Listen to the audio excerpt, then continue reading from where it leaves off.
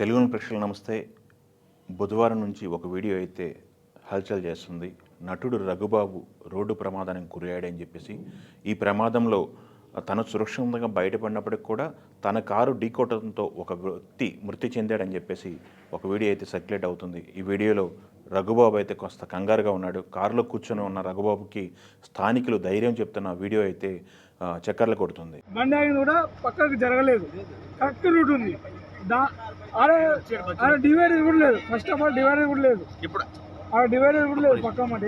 Sir ఇట్లా చూడారండి అసలు అట్నుంచి వచ్చాడు. ఏం తప్పలేదు కానీ టెన్షన్ పడకండి సార్. ఈ నేపథ్యంలోనే మరణించిన వ్యక్తి ఎవరనేది కొంత ఆరా తీస్తున్న పరిస్థితుల్లో అతను బీఆర్ఎస్ నాయకుడు అని మనకు తెలిసినప్పటికీ కూడా నల్గొండకు సంబంధించినటువంటి శ్రీనగర్ కాలనీకి చెందిన వ్యక్తి సందినేని జనార్దన్ రావు. అతని వయసు 50 నుంచి 55 సంవత్సరాల మధ్యలో ఉంటుందని చెప్పేసి మనకు తెలుస్తున్న సమాచారము. అయితే అతను కొంతకాలంగా బీఆర్ఎస్లో అయితే యాక్టివ్గా ఉండటం జరిగింది. గతంలో టీడీపీ పార్టీలో పనిచేసిన దాఖలాలు అయితే ఈ జనార్దన్ రావుకు ఉన్నాయి. తర్వాత బీఆర్ఎస్ పార్టీకి మారడం జరిగింది. బీఆర్ఎస్ పార్టీలో కూడా పట్టణానికి సంబంధించిన కార్యక్రమాల్లో తను యాక్టివ్గా ఉంటాడని చెప్పే సమాచారం మనకు తెలుస్తుంది. తనకి భార్య నాగమణి, అలానే 2 పిల్లలు అయితే ఉన్నారు. ఒక కుమారుడు కుమార్తె ఉన్నారు.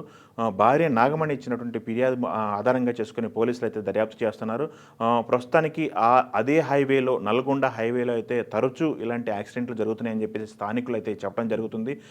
సో ఈ నేపథ్యంలో అతను వెంచర్ నుంచి వస్తున్నటువంటి జనార్దన్ రావు ఒకేసారి యూటర్న్ తీసుకోవడానికి ప్రయత్నించడంతో వెనక నుంచి వస్తున్నటువంటి కారు వేగంగా వస్తున్నటువంటి తరుణంలో స్పీడ్ కంట్రోల్ అవ్వక యాక్సిడెంట్ జరిగిందనేది ప్రాథమిక నిర్ధారణకు వచ్చినట్టుగా మనకు తెలుస్తుంది. అక్కడ ఉంటే సీసీ కెమెరాలు పరిశీలించి, అలానే ప్రత్యక్ష సాక్షులను పరిశీలించి విచారించిన తర్వాత ఒక నిర్ణయానికి వచ్చే అవకాశం అయితే ఉంది. ప్రాథమికంగా కారులో ప్రయాణిస్తున్నటువంటి కారు నడిపినటువంటి డ్రైవర్ని, అలానే కారులో ప్రయాణిస్తున్నటువంటి రఘుబాబుని అదుపులో తీసుకున్నటువంటి పోలీసులు రఘుబాబు సొంత పూచీకత్తు మీద అతనైతే విడుదల అవ్వటము, తర్వాత వేరే కారులో తెప్పించుకుని అతనైతే అక్కడి నుంచి వెళ్ళిపోవడము, అలానే పోలీసులకి పూర్తిగా సహకరిస్తానని రఘుబాబు చెప్పినట్టుగా మన దగ్గరికి తెలుస్తూ ఉంది. బట్ రఘుబాబు సంబంధించిన వీడియోలో అయితే స్థానికులు మాట్లాడుతున్న మాటలను బట్టి అయితే ఈ యాక్సిడెంట్ ఎలా జరిగింది, ఎవరి నిర్లక్ష్యం వల్ల జరిగింది అనేది ఒక నిర్ధారణకు రావాల్సినటువంటి పరిస్థితి అయితే ఉంది. ఎందుకంటే ఈ తరచూ జరుగుతున్నటువంటి యాక్సిడెంట్లో బైకర్స్ అయితే స్పాట్లో చనిపోవడం కానీ, లేదా వాళ్ళకి సంబంధించినటువంటి కాళ్ళు కానీ చేతులు కానీ ఇలా పలు దఫాలుగా వాళ్ళైతే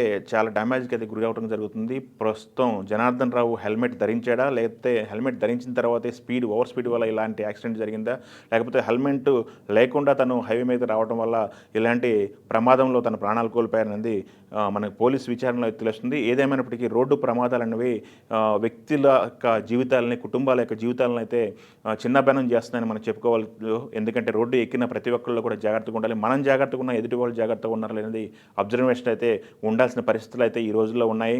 ఎందుకంటే హైవేల్లో చూస్తుంటే స్పీడ్ లిమిట్లు పెట్టారు. ఇప్పటికే కొన్ని ఏరియాలో అయితే 80, కొన్ని ఏరియాల్లో 120, కొన్ని ఏరియాల్లో ఈ 100 ఈ స్పీడ్ లిమిట్లు ఉన్నప్పటికీ కూడా ఆ స్పీడ్ లిమిట్లు రూల్స్ అయితే జనాలు పాటిస్తున్నారా, వాహనదారులు పాటిస్తున్నారా, అలానే హెల్మెట్ ధరించాలి కంపల్సరీ ద్విచక్ర వాహనాలు అని చెప్పేసి ప్రభుత్వం ఎంతగా సూచించినప్పటికీ హెల్మెట్ లేకుండా నిర్లక్ష్యంతో వ్యవహరిస్తున్నారనేది ఒకసారి ఆలోచించుకోవాల్సిన పరిస్థితి అయితే ఉంది. సో ప్రమాదం ఏం జరిగినప్పటికీ కూడా ఒక నిండు కుటుంబం అయితే రోడ్డును పడిందని చెప్పుకోవచ్చు. సో ఇక మీదట అయినా వాహనదారులు ఎవరైనా సరే నిర్లక్ష్యానికి గురి అవ్వకుండా ద్విచక్ర వాహనదారులు అయితే హెల్మెట్లు ధరించడం, అలానే 4 వీలర్ నడుపుతున్న ప్రతి ఒక్కళ్ళు కూడా అప్రమత్తంగా ఉండటం ఎంతనే మంచిదనేది ఈ యాక్సిడెంట్లు జరిగిన తరుణంలో ప్రతి ఒక్కసారి కూడా ప్రభుత్వం తరపునటువంటి విజ్ఞప్తి. సో ఈ రఘుబాబు యాక్సిడెంట్ సంబంధించినటువంటి అంశం పైన పూర్తి దర్యాప్తు జరిగిన తర్వాత కానీ ఎవరి నిర్లక్ష్యం అనేది మనకి తెలియరాల్సి ఉంది. ప్రస్తుతానికైతే బీఆర్ఎస్ నేతనైతే కుటుంబ నేపథ్యం ఉన్నటువంటి వ్యక్తి అయితే కోల్పోవడం జరిగిందని మనం చెప్పుకోవాలి.